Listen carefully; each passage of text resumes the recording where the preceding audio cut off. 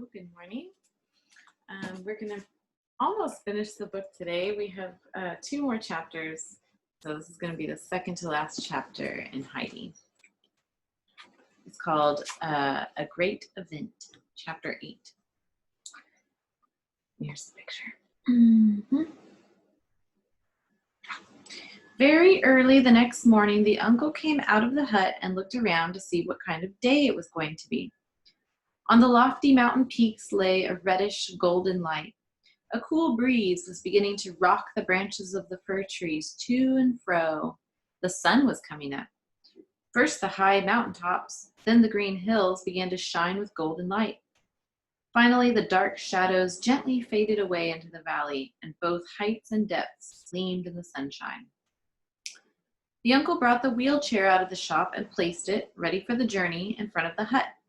Just as he went inside again to call the girls, Peter came climbing the mountain, looking angrier than ever. For weeks, the boy had not had Heidi to himself. When he came up in the morning and when he went down again in the evening, she was usually talking to the strange girl in the wheelchair. Heidi had not visited the pasture all summer.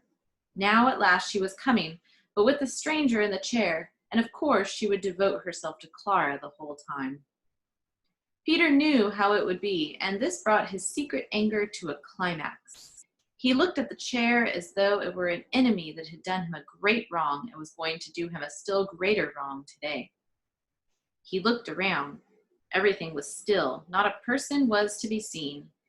Then in his anger, he rushed at the chair and pushed it with such force that it started rolling down the slope of the mountain, and in a moment had disappeared from sight.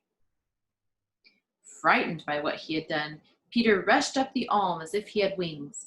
He did not stop once until he had reached a big blackberry bush behind which he could hide, for he was not anxious to have the uncle see him. From here he could look down the alm, and what a sight met his eyes. His enemy had already gone rushing far below, gaining speed as it traveled. It turned over and over again. It bounded up in the air and fell down on the ground once more, rolling over and over to its destruction. Pieces of the chair were flying in every direction.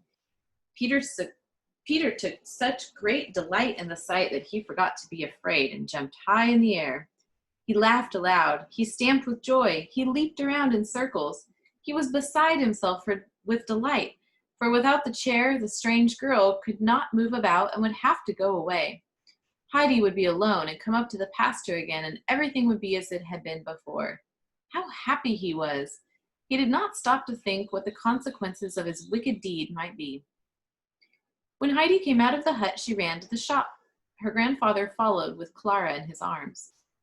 "Where is the chair, Heidi? Did you roll it away?" he asked. "No, grandfather," said Heidi, looking worried. "You said you left it standing by the door." "Oh, do you suppose the wind has blown the chair down to Dorfleet? If it has, by the time we get it back, it will be too late for us to go up on the alm." Meanwhile, the wind had grown stronger. It rattled the shop door and suddenly threw it back with a crash against the wall. "If the wind has blown the chair down the alm, we can never get it back, for it has been broken into 100 pieces by now," said the grandfather. He stepped around the corner of the hut and looked down the slopes. "But I don't see how that could have happened. I left the chair on the side of the hut where it would be protected from the wind." "Oh, what a shame! We can't go now." "And perhaps never," wailed Clara. "Now I shall have to go home, for I haven't any chair." "We will go up to the pasture this time just as we planned," said the grandfather. "Then we shall see what will happen next. I wonder why Peter is so long coming this morning," he added to himself. The children shouted for joy, and Heidi led Schwanley and Barley out of the shed. The grandfather went back into the hut for extra shawls. Then, carrying Clara with one arm and the shawls on the other, he started up the mountain. "Forward march," he said. "The goats may come too." This pleased Heidi. With one arm around Schwanley's neck and the other around Barley's, she followed her grandfather. When they reached the pasture, they were surprised to see the other goats peacefully grazing here and there on the slopes, and Peter lying full length on the ground. "Another time I will cure you of passing us by, sleepyhead." What did you mean? The uncle called to him. Peter jumped at the sound of the well-known voice. Nobody was up, he replied. Did you see anything of the chair? Asked the uncle. Of what? Said Peter crossly. The uncle said nothing more. He spread the shawls on the sunny slope, placed Clara on them, and asked if she was comfortable. Yes, thank you, said Clara, as comfortable as in my chair.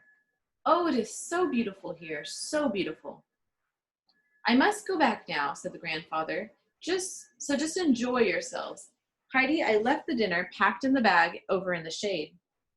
Peter will give you as much milk as you want to drink, but be sure that it comes from Schwanley. Goodbye for now. I am going down and see what has become of the chair. The sky was deep blue, and not a cloud was to be seen anywhere. The snowfield beyond them sparkled like thousands of gold and silver stars. The gray, rocky peaks stood high. Excuse me. The gray, rocky peaks stood high and steadfast in their places as they had done for ages, looking down solemnly into the valley. The mountain wind passed over the heights and blew softly around the sunny Alm. Pause it for a second. The children were very happy. Now and then a little goat would come and lie down by them for a while. The affectionate Schneehopli came most frequently and laid her head against Heidi and would not have gone away at all if another one of the flock had not driven her off. Thus Clara learned to know the goats. After they grew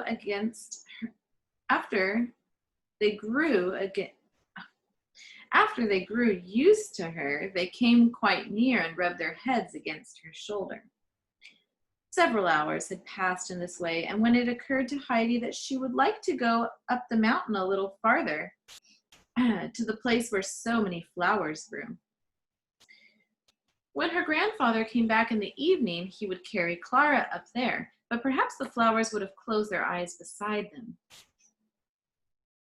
Oh, I'm having such a hard time reading this correctly. But perhaps the flowers would have closed their eyes by then. Besides, Heidi had waited so long to see them that she felt she could wait no longer. Would you mind, Clara, she asked timidly, if I leave you alone for a few minutes? I would like to see how the flowers are. But wait. She jumped up and pulled some fragrant bunches of green plants. Schneehopli immediately came running toward her, and Heidi led the goat back to Clara. Schneehopli will stay with you, so you won't be alone after all, said Heidi, tossing the leaves into Clara's lap. Then she ran away to take a good look at the flowers. Clara was perfectly willing to stay alone with the goat. It was so tame that it nestled up to this new friend and ate the leaves slowly out of her fingers. Clara was delighted. She realized how wonderful it was to be able to help someone else and not always be obliged to take help from others. She wanted to do something to give pleasure to some person as she was now pleasing Schneehopli. She had never felt so happy as she threw her arms around the goat's neck and exclaimed, Oh, Schneehopli, how beautiful it is up here. If I only could stay here with you always. Meanwhile, Heidi had climbed farther up the mountain. Suddenly she squealed out loud with delight. The slope lay covered with the shining gold of bright rock roses. Thick clusters of bluebells nodded above them. Little brown blossoms stretched up their round heads modestly here and there between the golden flower cups and filled the air with a spicy fragrance. Heidi drew in long breaths of sweet air and then turned around and came panting with excitement back to Clara. Oh, you really must come, she called. Everything is so beautiful, and perhaps by evening the flowers won't be so lovely. Perhaps I can carry you. Clara looked at the excited Heidi in surprise. What are you thinking about? You are ever so much smaller than I. If only I could walk. Heidi looked around, trying to think of some new plan. Up on the higher slopes, she could see Peter sitting, staring down at them. He had been sitting there for hours, always gazing down as though he could not realize what he saw. He had destroyed the hated chair so the stranger would not be able to move about. Yet there she was, sitting before him on the ground next to Heidi. It could not be possible. yet it was true. Heidi looked up at him. "Come down here, Peter," she called. "Won't," he called back. "But you must. Come, I can't do it alone, and you must help me." "Won't," he said again. Heidi ran a little way up the mountain toward him. She stood there with flashing eyes. "Peter, if you don't come at once, I will do something to you that you won't like at all." Peter began to tremble. At first he had been much pleased with himself, but when Heidi spoke as though she knew all about what he had done, he was afraid she might tell her grandfather. Peter did not know what would happen if the alm-uncle learned the truth about the chair. His distress almost choked him as he hurried toward Heidi. "I am coming, but please don't do it," he begged, so frightened that Heidi was touched. "All right," she said assuringly. "Only come with me. There is nothing to be afraid of in what I want you to do." When they reached Clara, Heidi began to give orders. Peter was to take Clara firmly under one arm, and Heidi was to take her under the other. But though the children succeeded in lifting Clara to her feet, she found it hard to stand. "You must put your arm around my neck now very firmly," said Heidi. "Now you must take Peter's arm also and lean on it very hard. Then we can carry you." Peter had never given anyone his arm before. When Clara tried to take it, he held it down stiffly by his side like a long stick. "That is not the way to do," said Heidi. "You must make a ring of your arm so that Clara can put hers through it. She must lean on it very hard so that we can move along." All right, and here's the picture of them. Nice. This was done, but the children did not make much progress. Clara was not light, and Heidi was so much shorter than Peter that she did not have equal support on both sides.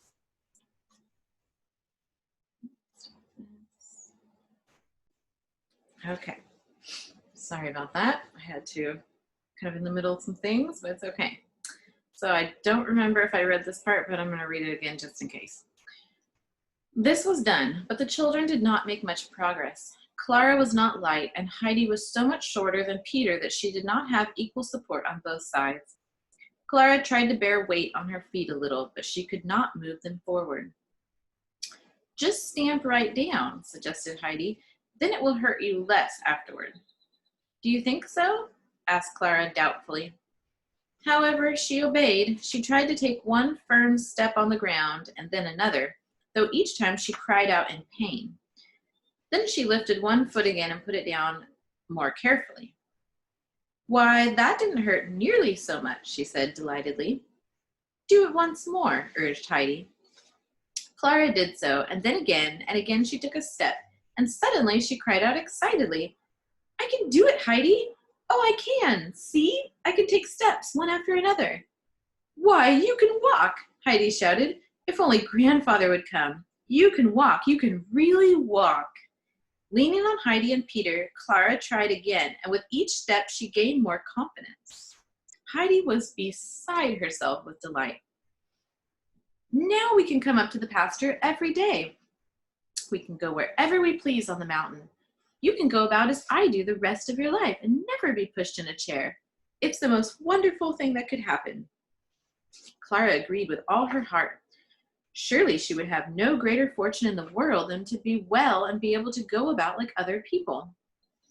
It was not far to the slope where the flowers grew. Already the children could see the gleam of the golden roses in the sun. Then they came to the clusters of bluebells where the sunny ground showed through invitingly. "Can't we sit down here?" asked Clara, who had never sat on the ground before. This was just what Heidi wished to do, and the children sat down in the midst of the flowers. All around them were the nodding bluebells, the shining golden roses, the red centuries, and everywhere the sweet fragrance of the brown blossoms and the spicy wild plum. Everything was so lovely, so lovely. As Heidi sat beside her friend, it suddenly occurred to her that at last Clara had been made well, and that this was even more wonderful than all the beauty around them. Clara was silent, hardly able to realize her good fortune. The sunshine and the fragrance of flowers overpowered her with such a feeling of joy that she could not speak. Peter lay silent also, for he was almost asleep. The wind blew softly behind the protecting rocks and whispered among the bushes. Now and then Heidi had to get up and run about, for there was always some place still more beautiful to explore. Suddenly Peter awoke.